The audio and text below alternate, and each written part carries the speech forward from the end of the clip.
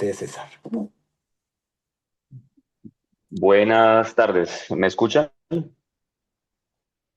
Buena dosis, perfecto. Bueno, muchas gracias de nuevo por la invitación y por hacernos partícipes de este curso de fisiología. Hoy vamos a comenzar entonces nuevamente, vamos a dar inicio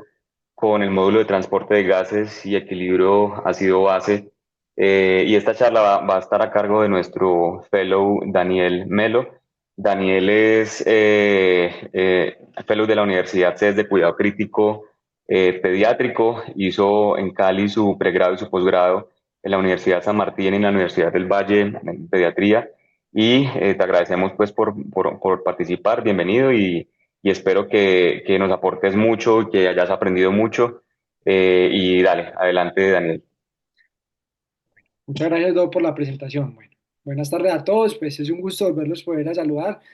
y espero que todos estén muy bien. Bienvenidos nuevamente pues como a nuestras reuniones. Y hoy vamos a iniciar pues como con el módulo, como dijeron los doctores, y el primer módulo vamos a abordar es el tema de oxigenación. Entonces, Entonces, el contenido de la charla será el siguiente. Iniciaremos pues como por algunas generalidades y definiciones. Luego vamos a hablar de ese paso a paso de la cascada de oxigenación desde la composición pues como atmosférica llegando a la vía respiratoria, alvéolos y hablaremos de las presiones alveolares y arteriales y gradientes que se producen para poder darse pues obviamente esa difusión de gases. Y vamos a hablar de la presión tisular, la relación que hay entre la ventilación y perfusión y cómo ese transporte en sangre hasta la entrega pues, de ese oxígeno a nivel de los tejidos para el metabolismo celular. Entonces, iniciando pues con la generalidad, sabemos que los gases respiratorios son principalmente pues como el oxígeno y el CO2, son esenciales para la vida y todas las formas de vida, salvo pues como las más simples, han ido evolucionando para encontrar pues como esas ventajas del metabolismo oxidativo. Pero el precio que se ha pagado claramente por eso es que dependemos de ese oxígeno para sobrevivir. Antes como de entender qué es lo que pasa pues a nivel del oxígeno, a nivel celular, debemos entender qué es lo que pasa en el transporte de ese oxígeno desde la atmósfera hasta la mitocondria y esa regulación cómo es fundamental para el metabolismo celular y la homeostasis del organismo. Entonces, tenemos que esos principales gases en el proceso respiratorio son el oxígeno como ese elemento clave pues, en la respiración celular, el dióxido de carbono como ese proceso pues, como en el desecho del metabolismo y el nitrógeno que es un gas pues, que es inerte en el proceso respiratorio pero ayuda pues, como a mantener el volumen alveolar.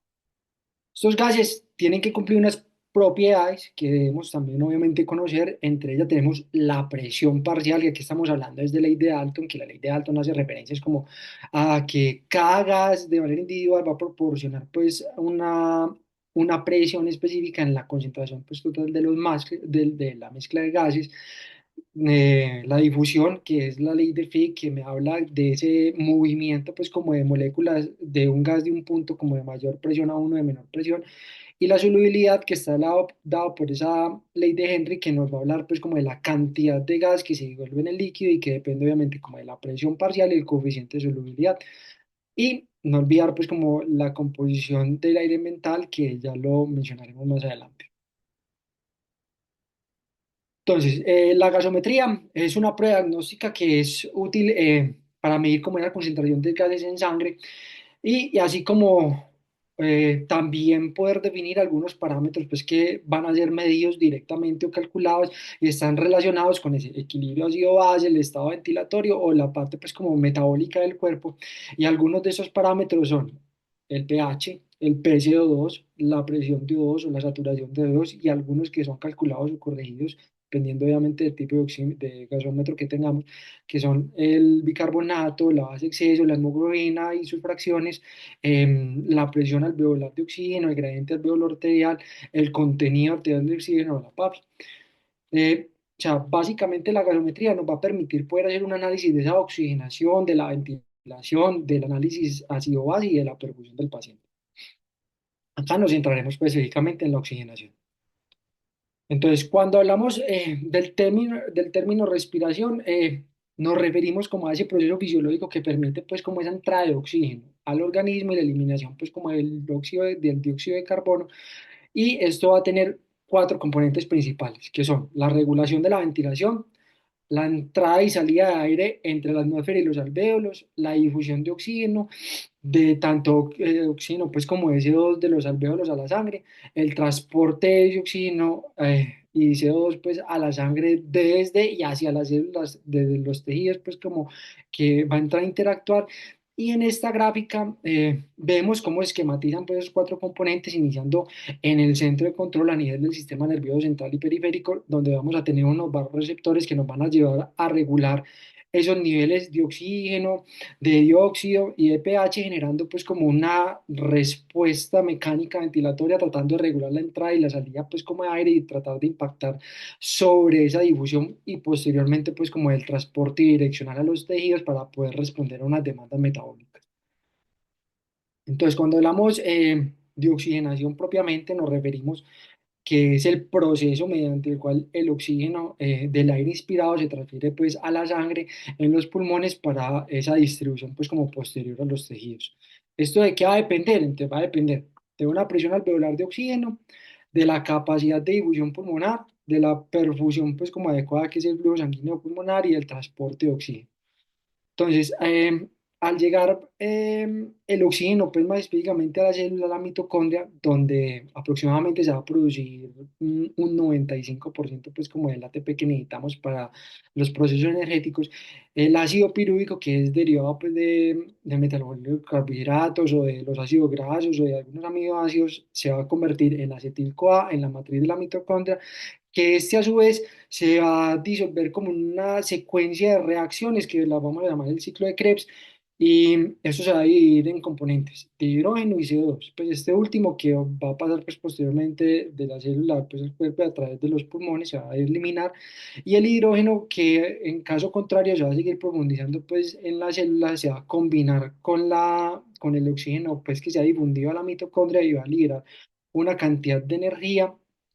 que a nivel de la mitocondria interna, en la cadena, pues como electrones más específicamente, se van a producir varias reacciones de reducción y oxidación para poder producir esos 36 ATPs, que es de los que hablamos generalmente pues, en esta cadena metabólica, y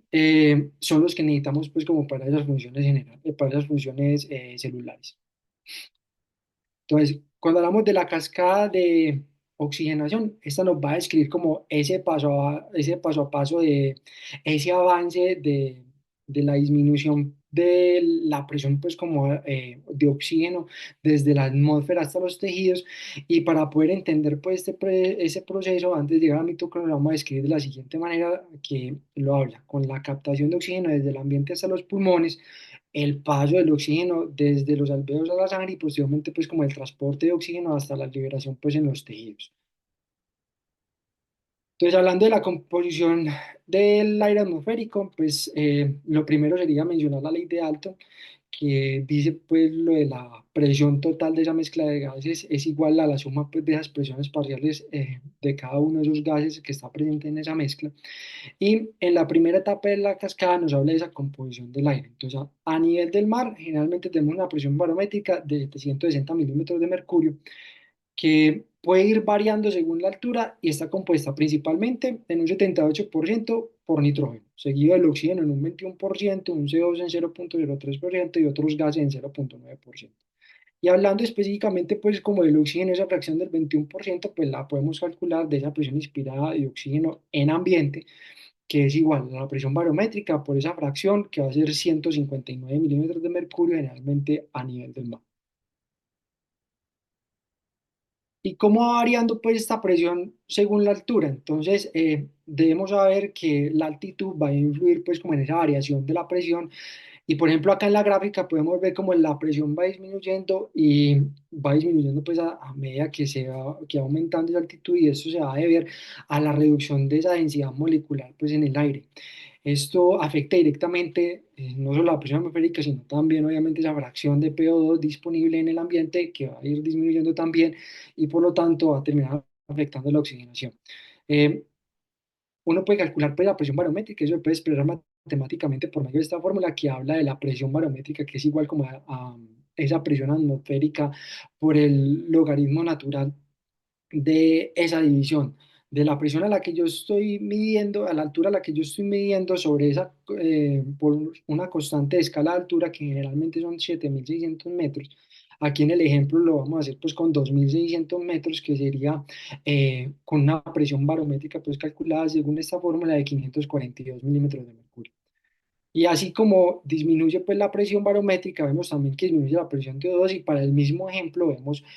cómo sería esa misma presión de oxígeno que es aproximadamente calculada de 113 milímetros de mercurio. Entonces, eh, ese aire pues que llega a los alvéolos sufre también pues como ese cambio debido pues como a esa presión de vapor de agua, que es otro de los parámetros que tenemos que tener en cuenta antes de que llegue directamente pues como a la vía, a los alvéolos directamente ya estando en la vía respiratoria, y ese vapor de agua es el que entra como inmediatamente adyacente en contacto con el aire que a una temperatura generalmente de 37 grados centígrados, esa presión va a ser de 47 milímetros de mercurio. Esto se le restaría esa presión barométrica total, así como está acá en la fórmula, que para el mismo ejemplo sería pues 104 milímetros de mercurio de oxígeno. Siguiendo con la presión alveolar, entonces la presión alveolar se refiere a la presión de gases dentro de los alvéolos. Esta presión es fundamental porque es la presión pues, con la que vamos a hacer básicamente ese intercambio gaseoso, ya que y nos va a ayudar pues como a determinar ese gradiente que facilita la difusión de oxígeno hasta la sangre. Está compuesta generalmente pues como por la suma de esas presiones, adicionalmente de esa presión de vapor de agua, y la podemos calcular por la siguiente fórmula que está aquí ejemplificada. Entonces hablamos que esa presión alveolar de O2 es igual a la presión barométrica menos la presión de vapor por la fracción inspirada de oxígeno, menos la presión alveolar de CO2 dividido pues como ese cociente respiratorio. Y hay unos factores que van a afectar pues como directamente esa presión alveolar, teniendo en cuenta pues la misma fórmula que estamos hablando de la presión barométrica, ese aumento de esas alteraciones sobre la fracción inspirada y las mismas presiones pues del dióxido de carbono que generan un desplazamiento sobre la presión de oxígeno. Entonces, además de esas alteraciones, también vemos que la dinámica ventilatoria va a tener pues un impacto sobre esas concentraciones, y el oxígeno se absorbe continuamente, generalmente desde los alvéolos hacia la sangre, y continuamente también se está insuflando oxígeno a los alvéolos desde la atmósfera. Por lo tanto, entonces, esa concentración de oxígeno en los alvéolos, así como la presión parcial, va a depender de la velocidad de la absorción de ese oxígeno, tanto en la sangre como la velocidad de la entrada de ese oxígeno hasta los alvéolos, pero hasta los pulmones. Y en la gráfica superior derecha, pues en esta gráfica nos ilustra esa velocidad a la que normalmente se elimina el exceso de gas en los alvéolos con una ventilación alveolar normal, está representada por la línea roja, que nos dice que aproximadamente pues la mitad de ese gas se va a eliminar en 17 segundos aproximadamente. Eh, Cuando la frecuencia de ventilación alveolar está a la mitad de lo normal, realmente se va a prolongar este tiempo y ese aclaramiento se va a producir en 34 segundos. Y cuando su ventilación es como el doble, o sea, pues el doble de la respiración, la mitad de esa eliminación va a ser de 8 segundos aproximadamente. En la gráfica inferior vemos cómo se muestra pues, ese efecto de la ventilación alveolar, que la medimos con por litros que está en el eje de la X, y la tasa de absorción de oxígeno en la sangre según esa presión de O2 alveolar que está en el eje de la Y. Y la curva roja me va a representar ese oxígeno, que es una tasa a 250 pues, mililitros en promedio por minuto. Y la curva que está pues agregada de manera punteada, que me representa una tasa de 1.000 mililitros por minuto. Entonces, cuando una tasa de ventilación generalmente es normal a 4,2 litros de minuto aproximadamente, y tengo ese consumo de 250 mililitros por minuto, el punto de funcionamiento normal en la figura se va a representar pues como en el punto A para llegar pues como a alcanzar ese nivel basal de la presión alveolar, de la presión de oxígeno, perdón. Y la gráfica también muestra cuando tengo una absorción a 1.000, por ejemplo, a 1.000 mililitros de oxígeno por minuto, como sucede, por ejemplo, en los estados que está bajo un ejercicio moderado, esa tasa de ventilación alveolar debe aumentar hasta 4 meses, 4 veces. O sea, ahí vemos pues cómo se hace desplazamiento sobre la línea para poder mantener esa misma presión de oxígeno a un nivel pues normal.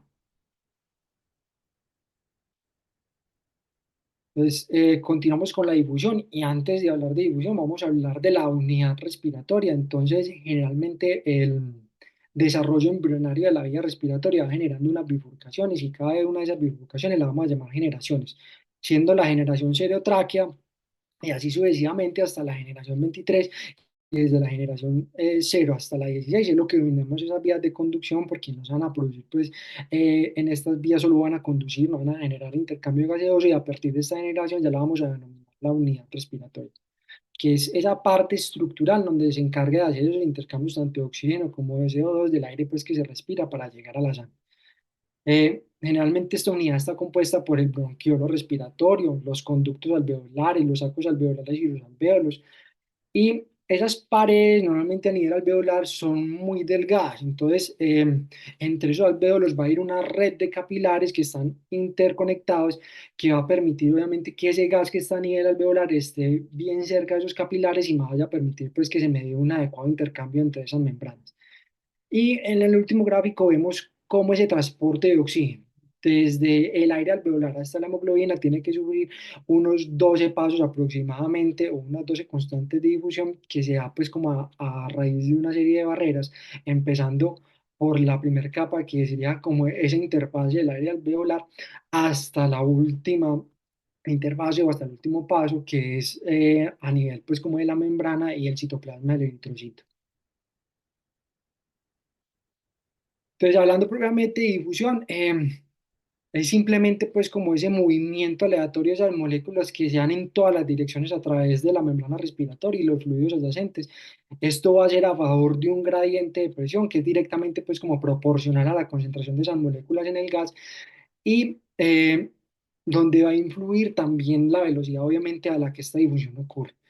Pero la presión parcial, generalmente, esta solución está determinada no solo por esa concentración, sino también por algo que llamamos el coeficiente de solubilidad. Esta relación se puede expresar pues, matemáticamente en la ley de Henry, donde habla que esa presión parcial es igual a la concentración de gas disuelto dividido ese coeficiente de solubilidad, entendiendo ese coeficiente como esa constante que me va a indicar la cantidad de gas que se puede disolver pues como en un líquido a una temperatura y una presión determinada. Aquí tenemos los coeficientes pues, de solubilidad para los diferentes gases. Vemos como el oxígeno es de 0,024, siendo mayor que la del monóxido, el nitrógeno y el mismo helio, pero mucho menor pues, que la del dióxido de carbono, teniendo claramente pues, una mayor solubilidad del dióxido sobre el oxígeno. Cuando hablamos de la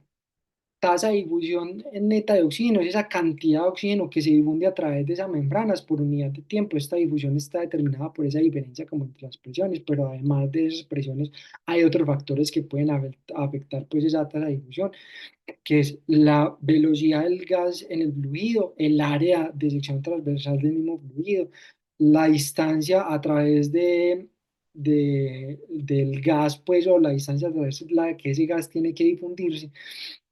el peso molecular y la temperatura, pues como del fluido. Entonces, esto se puede representar también matemáticamente, que básicamente es la ley de Fick, entonces hablamos donde es la velocidad de difusión, el delta de P, que es esa diferencia de presión entre ambos extremos pues, de la vía de difusión, A, que es esa área de sección transversal, de esa solubilidad, y la D, que es esa distancia pues como de difusión, y finalmente pues el peso molecular. Y esa solubilidad y el peso de esa molécula que me va a determinar ese coeficiente, pues como difusión del gas, y me va a medir esa capacidad de un gas de poderse difundir, pues como en un medio específico, en este caso, pues como en sangre. Suponiendo que ese coeficiente, pues de difusión sea uno, como en el caso, pues para el oxígeno sea uno, los coeficientes, pues como de difusión relativo para el resto de gases van a ser para el dióxido, 20 veces o 20,3, que son 20 veces pues, mayor que la del oxígeno, la del monóxido 0,8, la del nitrógeno 0,5 y la del helio 0,95. Entonces, acá en esta gráfica podemos ver también cómo la variación del área y el grosor durante el ciclo va a también tener un impacto en esa dinámica. Entonces, en la primera parte, pues como de esta gráfica, al final de la inspiración, durante la distensión va a haber un aumento de esa área, me va a reducir obviamente pues como el grosor, facilitando obviamente el estado de difusión, como se muestra pues en la línea inferior, y en la parte expiratoria reduce esa área y se pone gruesa pues otra vez esa parte de la membrana. Y eh, la segunda pues muestra va a tener como esa variación de esas presiones de esos gases. O sea, no solo hacer ese impacto sobre el área, sino ese área, pues también y ese cambio sobre la membrana, cómo va a impactar sobre las concentraciones de esas presiones. Y a nivel de inspiración, va a aumentar esa presión de alveolar de O2, va a disminuir la presión alveolar de CO2, y en la parte expiratoria va a suceder, pues, como todo lo contrario. Entonces seguimos con la diferencia alveolar-arterial o ese gradiente alveolar-arterial. Este paso es importante pues, en la cascada de oxígeno porque tiene una relevancia clínica importante. El gradiente generalmente alveolar-arterial es una medida que compara esa diferencia entre la presión parcial de oxígeno en los alvéolos y la presión parcial de oxígeno a nivel pues, como de la sangre, y se utiliza generalmente para evaluar esa eficiencia de intercambio gaseoso penetrante en los pulmones y poder detectar otros problemas adicionales, como son, por ejemplo, el shunt intrapulmonar o alteraciones sobre la misma relación ventilación-perfusión o algún tipo de trastorno de difusión. Y esto va a depender de un gradiente, obviamente, de difusión de gas, va a depender de una mezcla pues venosa y cómo es esa relación ventilación-perfusión en los diferentes pues, partes del pulmón, que no va a ser la misma. Es importante conocer estos dos conceptos que tengo aquí, pues como en mención. El primero es el espacio muerto. Cuando no hablamos de espacio muerto se refiere a esas zonas del pulmón que están ventiladas pero no perfundidas. O sea que el aire llega pues como a los alvéolos, pero no hay un suficiente flujo para que ocurra ese intercambio gaseoso. Y entendiendo esto, vemos que hay varios tipos, pues, como de espacio muerto. Entonces, tenemos el espacio muerto anatómico, que incluye, pues, como esas vías de conducción donde no hay intercambio de gases, como la tráquea, bronquios, bronquiolos. Y aquí lo podemos ver como representado en la gráfica. En condiciones normales, por ejemplo, un paciente adulto, generalmente ese espacio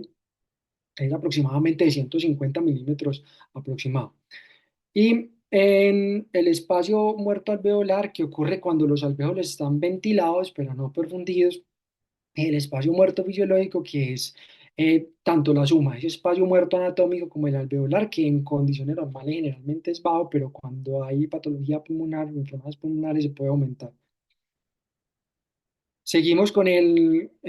concepto pues como de shunt, que se refiere a esa fracción pues como del gasto que no participa en la oxigenación de manera pues como efectiva. Sin embargo, existen diferentes tipos de shunt y es importante pues como diferenciarlos para poder entender su impacto, y el primero es el shunt fisiológico, que ese shunt es la fracción pues como del gasto cardíaco que no se oxigena completamente en los pulmones. Esto va a depender de dos componentes, que es el shunt intrapulmonar y eh, el shunt extraalveolar. En la parte pues como del shunt intrapulmonar vemos como en esta gráfica sale la sangre de ese ventrículo derecho, pasa por la arteria pulmonar y al llegar pues al alvéolo pasa por el capilar alveolar sin no poderse oxigenar debido a que hay una presencia pues, de un alvéolo que está colapsado o que no tiene una adecuada ventilación. Y en este caso, pues cuando hablamos de un shunt patológico, es aquel que va por una condición específica pues a nivel del parénquima pulmonar o enfermedad pulmonar, me va a generar pues, alteración de esta relación, que puede ser como en los casos de neumonía o que haya una atelectasia o en el mismo CRA. Y cuando hablamos del shunt extrapulmonar o o el anatómico también, que lo podemos llamar, en esta parte, pues como de la gráfica, vemos que son pequeñas porciones de sangre que no pasan a esa parte de los alvéolos capilares antes de retornar, pues como al corazón izquierdo. Y esto va a incluir un shunt anatómico que ocurre cuando hablamos pues como de esa circulación que no entra pues como en contacto con la circulación de esos capilares pulmonares que hablamos, que puede ser fisiológico cuando es esa circulación de las venas, por ejemplo, bronquiales o ETS, que van a drenar directamente pues en la vena pulmonar. o en estado pues patológicos que puede ser por ejemplo por malformaciones cardíacas o malformaciones arteriovenosas y algo pues como específico en este tipo de casos es que no va a mejorar generalmente con la suplementación de oxigenación y puede ser pues como una causa de hipoxia pues severa dependiendo también de la magnitud del shock. Entonces, en esta diapositiva pues hablamos de ese shunt intrapulmonar que como ya lo dijimos, esa parte pues como el gasto que no entra pues como en la circulación venosa y va a llegar directamente al corazón izquierdo sin intercambio. Y esta fracción la podemos calcular pues por medio de la siguiente, por medio pues como de la siguiente fórmula que esta gráfica nos ayuda pues como a entenderlo un poco mejor que cuando la sangre generalmente llega pues a los pulmones después de haber como entregado todo el oxígeno a los tejidos, el contenido de oxígeno que queda es el que vamos a llamar el contenido pues venoso, que está representado en la parte inferior de la gráfica de la línea pues como de base. En esta parte, después de esta sangre pasar por el alvéolo, queda con un contenido capilar de oxígeno que depende de esa presión pues, alveolar de oxígeno y es la parte que representa con la línea BC. Y también tenemos una porción de sangre que no va a pasar por los pulmones o si pasa, no se va pues como a oxigenar adecuadamente, lo que va a producir que el contenido arterial de oxígeno sea mucho menor que el contenido pues capilar. Y esta línea se va a representar con la línea BA que representa pues como ese aumento realmente efectivo entre el contenido de oxígeno, el lado del punto pues venoso hasta el punto arterial. Tenemos la línea ACA que representa esa diferencia pues entre el resultado ideal y real. Esta diferencia se debe pues como a ese efecto Shunt. Esa línea ACA va a representar esa porción del gasto que no está sometida a ese intercambio y la línea BC va a representar el gasto cardíaco total. Entonces, esa relación la podemos pues sacar por medio del contenido capilar de oxígeno menos el contenido arterial de oxígeno dividido el contenido capilar de oxígeno menos el contenido pues, venoso de oxígeno. Este Zoom generalmente tiene un valor entre 5 y un 10%. Generalmente hablamos que puede corresponder a una PAFI mayor de 280 y que es importante, obviamente, pues como en la evaluación clínica de la hipoxemia, porque puede estar alterada bajo cierto tipo de enfermedades pulmonares. Otros índices alternos, pues como a ese chip que me ayuda pues, a mejorar esta parte de la hipoxemia, tenemos el gradiente alveolar arterial, que es la diferencia entre la presión alveolar de oxígeno y la presión arterial de oxígeno. eh, Evalúa pues como la eficiencia de ese paso del oxígeno desde los alvéolos hasta la sangre, normalmente estamos hablando normal, entre 5 a 15 milímetros de mercurio, cuando estamos hablando de una FI2 del 21, y tiene un gradiente pues que cuando está elevado me está indicando que hay una alteración pues directamente en ese intercambio. Tenemos también el índice arterioalveolar de oxígeno, que evalúa qué porcentaje pues, de ese oxígeno disponible a nivel de los alvéolos realmente pasa a la sangre arterial. Esto es importante porque es un índice que es independiente de la fracción inspirada de oxígeno, lo cual puede ser útil en los pacientes que yo tengo con un oxígeno complementario y evalúa esa eficiencia también del intercambio gaseoso y me está hablando específicamente del espacio muerto. La SAFI, que se considera pues que generalmente una SAFI mayor de 264 pues como normal, basado pues como en unos estudios que hay de correlación entre la SAFI y la PAFI mayor pues como de 300. Sin embargo, esto es un parámetro que se debe mirar como con más cautela ya que no va a reemplazar la PAFI, especialmente en los pacientes que tenemos en la unidad de cuidados intensivos. Y vemos que, por ejemplo, esa SAFI no es una relación generalmente lineal y puede perder incluso pues como precisión cuando tengo valores altos de saturación. El índice de oxigenación, que es un parámetro pues utilizado para evaluar la gravedad de la insuficiencia respiratoria y la eficacia de ese intercambio gaseoso en pacientes que tengo con ventilación. Entonces, un índice de oxigenación pues que me va a hablar de la severidad de esa insuficiencia, hablando como normal cuando está por debajo de 4 de 4 a 7 como leve, de 8 a 16 como moderado, por encima de 16 como severo. Entonces tenemos en esta parte de la cascada de la presión pues como arterial de oxígeno, que es un paso que representa esa cantidad de oxígeno que va a tener disponible a nivel arterial para ser distribuido pues como a los tejidos. Es un indicador de intercambio pulmonar que va a depender de varios factores, entre ellos voy a tener pues la presión alveolar de oxígeno, un gradiente alveolar arterial de oxígeno, una función pulmonar y esa eficiencia pues que hay como el intercambio y se puede interpretar como normal por encima de 80 milímetros de mercurio, como una hipoxemia leve entre 40 y 80, como una hipoxemia moderada entre 40 y 60 y hablando de una hipoxemia severa por debajo de 40 milímetros de mercurio. Entonces, cuando llegamos a la presión tisular, que es la otra parte pues, en la cascada de oxigenación, eh,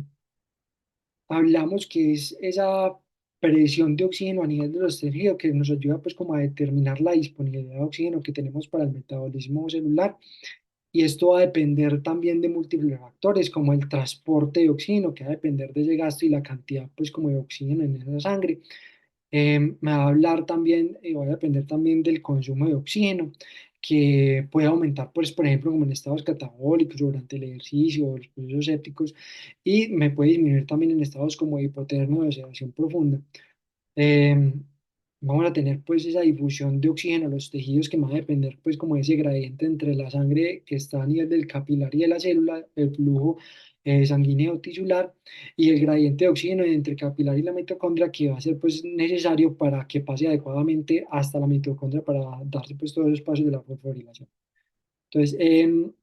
esta tabla es como generalmente un resumen grande de cómo se da ese gradiente de P2 desde la mente hasta la mitocondria, teniendo pues a nivel del aire inspirado una presión de oxígeno hasta 149 milímetros de mercurio a nivel de ambiente, pero que llegue incluso hasta una presión de 1 a 5 milímetros de mercurio a nivel de mitocondria, pues a raíz de todos esos pasos de difusión que tiene que ir pasando ese gas hasta llegar a la mitocondria. Entonces vamos a hablar de la relación ventilación-perfusión. Esta relación describe las correspondientes pues, entre la ventilación alveolar y la perfusión capilar pulmonar. Es crucial para el intercambio eficiente pues, como de los gases y para el mantenimiento pues, como normales de tanto el oxígeno como el dióxido de carbono. Y en la primera gráfica del lado izquierdo vemos como la ventilación alveolar normal está representado por un paciente adulto, generalmente es de 4 litros por minuto, y el flujo sanguíneo capilar aproximadamente 5 litros. Y esta relación generalmente va a tener un promedio entre ventilación-perfusión de 0,8, que es lo que vamos a denominar pues, la relación ventilación-perfusión. Y aunque la relación en teoría pues debería ser global, toda de 0,8, pues en diferentes partes del pulmón no va a ser igual, va a ir variando. Y en un individuo, por ejemplo, normal, como se ve pues, en la gráfica del medio, en posición vertical, los alvéolos en las partes superiores del pulmón van a recibir una cantidad moderada de ventilación y de poco, pues como flujo sanguíneo, como resultado de la relación ventilación-perfusión, esta va a ser superior a 0,8. Y en las regiones inferiores, la ventilación alveolar generalmente aumenta moderadamente y el flujo sanguíneo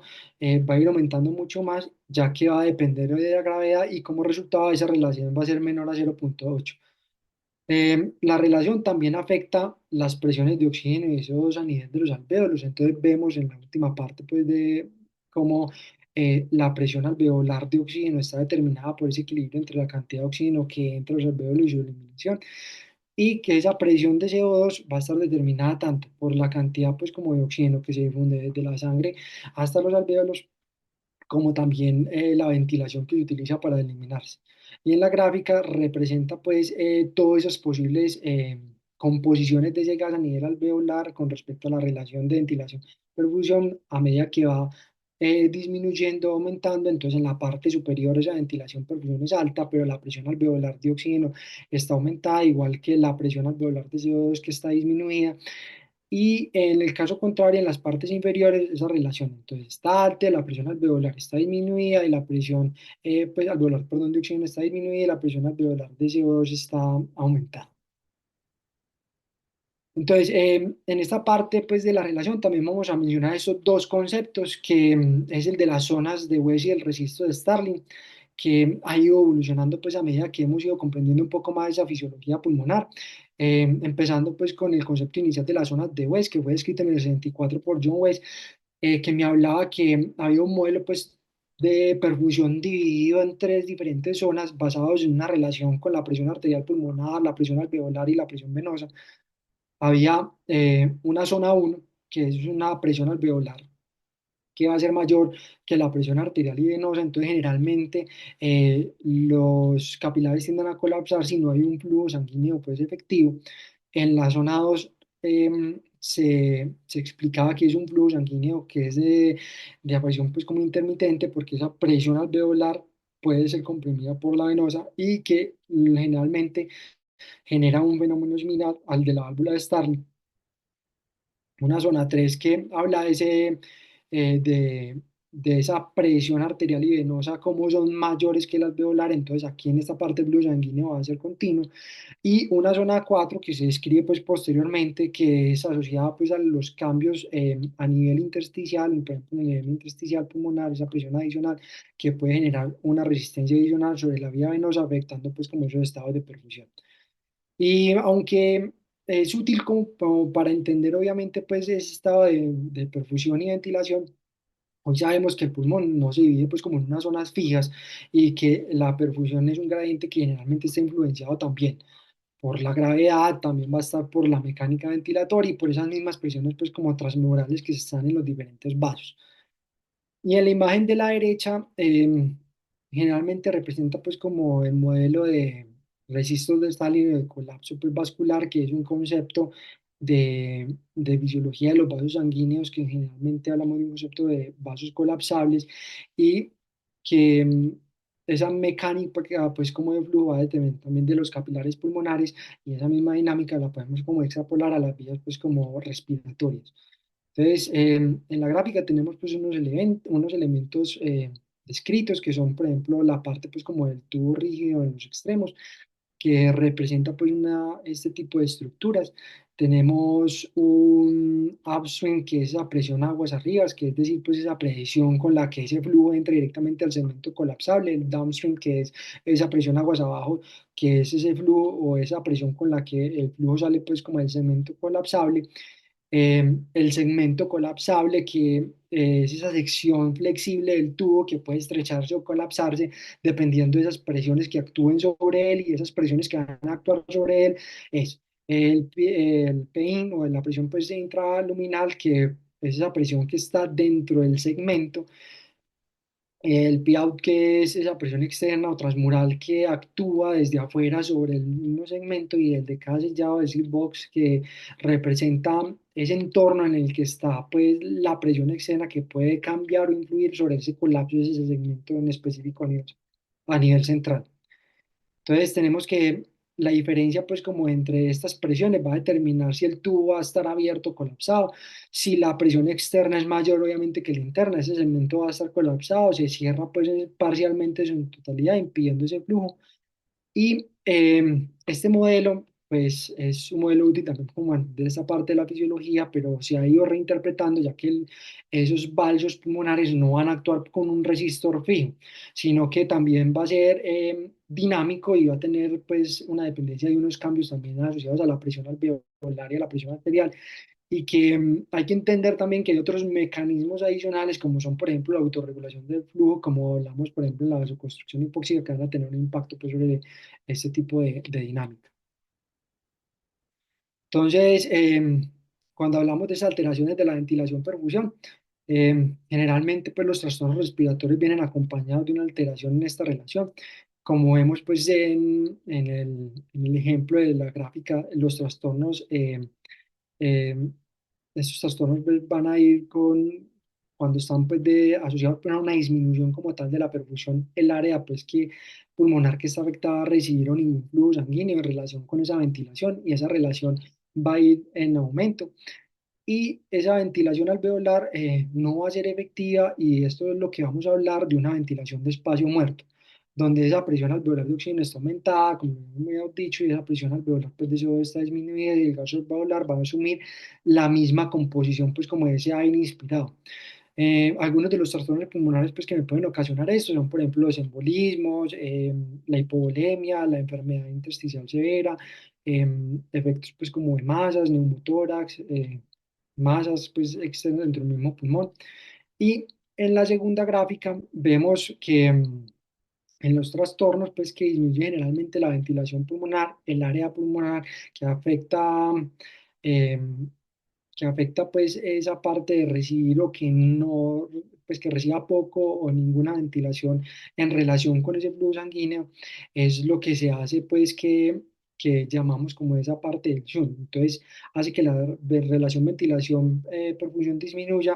entonces va a haber una porción más grande de ese flujo sanguíneo que no va a ser efectivo para ese intercambio. Em, Aquí en este caso, pues vamos a ver que cuando baja esa relación, la presión alveolar de oxígeno va a disminuir, la presión alveolar de CO2 va a aumentar, así asumiendo pues como la composición de la sangre venosa. Y los trastornos que generalmente me pueden ocasionar eso son la atelectasia, neumonía, el edema pulmonar, el CRA, el EPOC, pues, etc. Otro de los conceptos pues que queríamos mencionar pues en este punto de alteración, ventilación, perfusión es una de las respuestas pues compensadoras que generalmente sucede en la alteración de esta relación cuando estamos hablando precisamente del shunt, que es importante entender para entender como esos efectos que actúan directamente sobre esa dinámica de la relación y la vasoconstricción hipóxica, que generalmente es una respuesta pues como compensadora en el organismo, específicamente de esos vasos sanguíneos pulmonares que se van a contraer en respuesta a la hipoxia alveolar. A diferencia pues como en otros órganos que generalmente cuando hay un estado de hipoxia se va a producir es una vasodilatación para poder aumentar pues el flujo y la entrega de oxígeno. En este mecanismo pues se va a reducir obviamente pues como ese flujo sanguíneo a áreas donde el pulmón está mal ventilado y se va a redirigir a regiones con mejor oxigenación. Hablando ya específicamente del transporte de oxígeno, entonces normalmente aproximadamente ese 98% pues, del oxígeno transportado desde los pulmones hasta los tejidos se va a transportar en combinación con la hemoglobina. El 2% restante se transporta en un estado disuelto en plasma. Por lo general, pues una condición normal de oxígeno a los tejidos básicamente se va a transportar en su totalidad unido a la hemoglobina. Y tenemos que entender pues, que la hemoglobina está formada generalmente por dos unidades cuando estamos hablando de la hemoglobina en adultos, que es hemoglobina A, que son dos unidades alfa y dos betas, cada una de las cuales pues tiene un hemo y contiene un hierro, y una globina polipéptida que se puede unir hasta 4 moléculas de oxígeno por cada uno de esos átomos de hierro. Entonces, diríamos que por cada gramo de hemoglobina generalmente se va a transportar 1,34 mililitros de oxígeno, que eso es calculado en base pues como a esa masa molar calculada del oxígeno y la hemoglobina. Acá tenemos un ejemplo que habla de esa cantidad pues como de oxígeno que está unida en la hemoglobina pues, de un paciente adulto, que se multiplica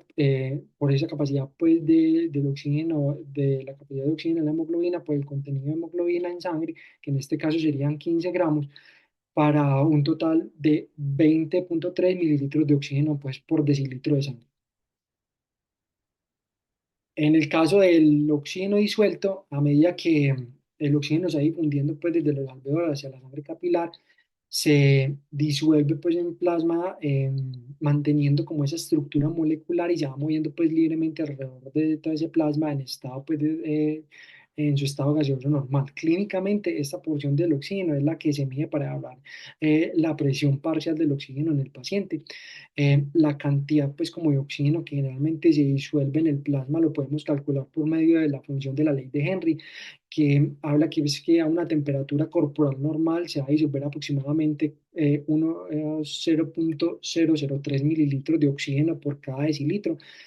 por cada milímetro, pues, de presión de oxígeno.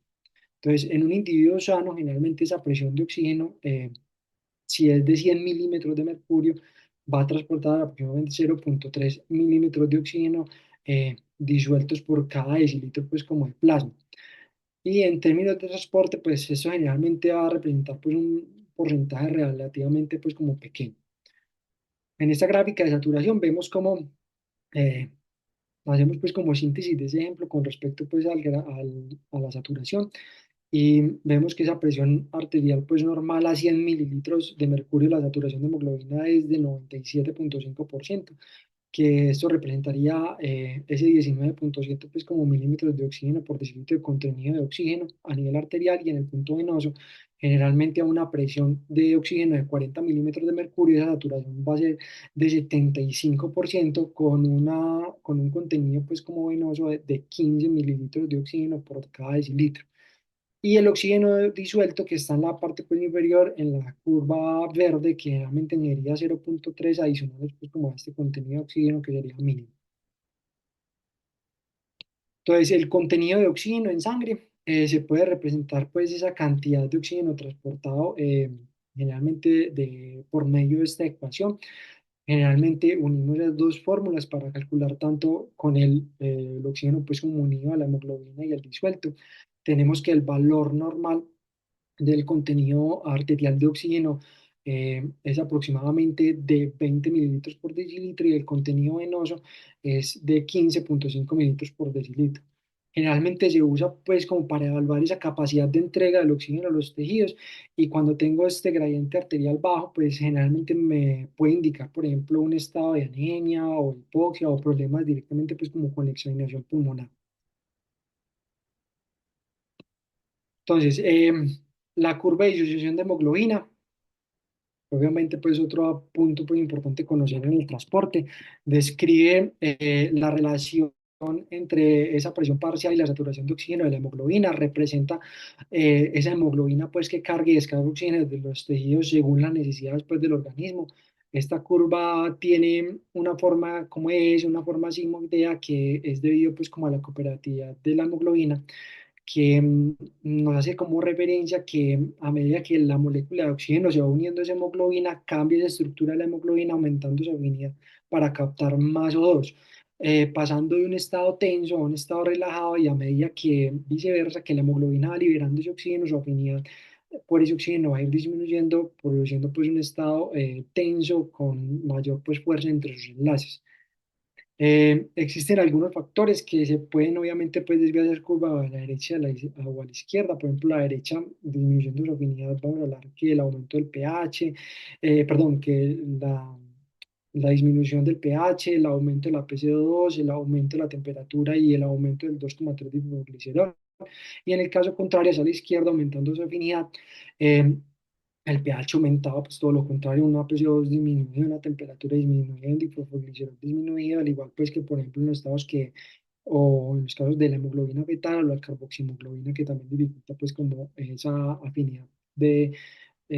aumenta pues esa afinidad del oxígeno por la hemoglobina y dificultando la liberación a los tejidos.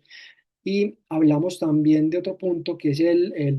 la P50, que es la presión pues, parcial de oxígeno, la que la hemoglobina está saturada en un 50% de oxígeno, que en condiciones normales representa aproximadamente entre 26 y 28 milímetros de mercurio,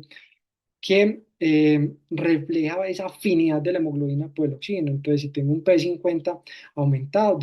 está hablándome pues que hay una disminución de esa afinidad, y si tengo un P50 pues disminuido, hay un aumento de esa hemoglobina, de esa afinidad de la hemoglobina por el oxígeno. Entonces, con respecto a la hemoglobina fetal, vemos que tiene una mayor afinidad por el oxígeno, más que la hemoglobina, pues como en el adulto, y esta diferencia se va a dar fundamentalmente porque eh, el feto pues necesita extraer esa sangre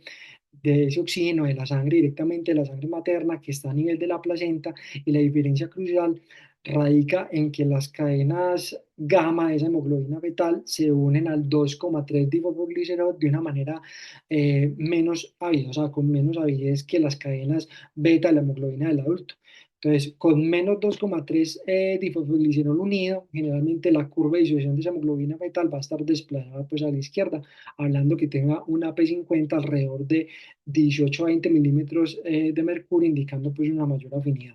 Y en la gráfica de la derecha muestra cómo se va dando ese cambio progresivo entre la producción de cadenas de hemoglobina a nivel pues del adulto y el recién nacido. Entonces vemos que la gamma globulina a nivel pues que se nace, en el momento que se nace, va a tener una caída significativa y que va a ir intercambiando a medida que la hemoglobina beta del adulto va a ir aumentando, permitiendo obviamente pues como una transición de esa hemoglobina fetal a la adulta aproximadamente completa alrededor de las 5 o 6 meses. Em, Finalmente hablamos pues de acá de la entrega pues de oxígeno a esos tejidos. Vemos que la entrega pues de oxígeno a los tejidos representa esa cantidad total de oxígeno entregado a los tejidos por minuto a través de la circulación sanguínea. Esto lo podemos calcular por medio de la siguiente fórmula, donde me habla que ese contenido es igual al contenido arterial de oxígeno por el gasto cardíaco y ese contenido, esa entrega pues de oxígeno a los tejidos va a depender principalmente de tres factores que tengo: el contenido arterial de oxígeno, que está determinado por la hemoglobina o por la saturación pues de oxígeno, y por la presión pues, arterial de oxígeno, por el gasto cardíaco, que me va a determinar cuánto de ese oxígeno va a llegar de manera efectiva a los pulmones, a los tejidos, perdón, y la perfusión tisular, que va a depender pues como la distribución del flujo sanguíneo. La regulación de la entrega, que por ejemplo cuando hay un estado deficiente, pues el cuerpo va a adaptar esas necesidades dependiendo obviamente de las demandas metabólicas que se tengan, y va a tener unos mecanismos compensatorios. Por ejemplo, con respecto al gasto cardíaco lo puede aumentar, con respecto a la extracción de oxígeno también se puede aumentar, o con los casos, por ejemplo, el flujo sanguíneo, que hay una redistribución como a esos órganos principales. Y cuando hablamos del consumo de oxígeno, representa la cantidad de oxígeno que los tejidos extraen de la sangre arterial para su metabolismo pues, específico, y eso se puede calcular por medio de la siguiente fórmula, que habla que el consumo de oxígeno es igual al gasto cardíaco por esa diferencia entre el contenido arterial de oxígeno menos el contenido venoso. Y el ratio entre esta relación, tanto del consumo como de la entrega, es el índice de extracción de oxígeno. Entonces, que representa como esa fracción de oxígeno arterial que los tejidos van a extraer para su metabolismo, y se puede representar matemáticamente, pues,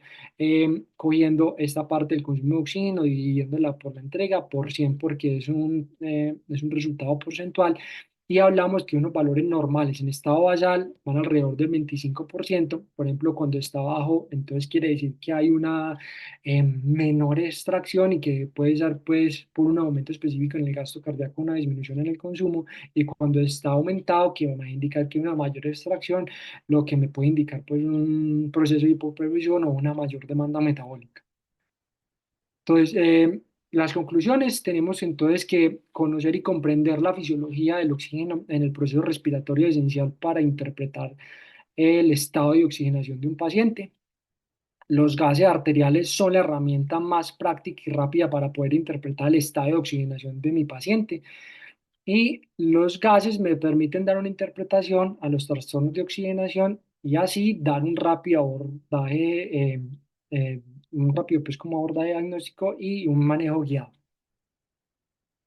Y eso es lo que teníamos pues como para discutir en el tema de hoy. Muchas gracias.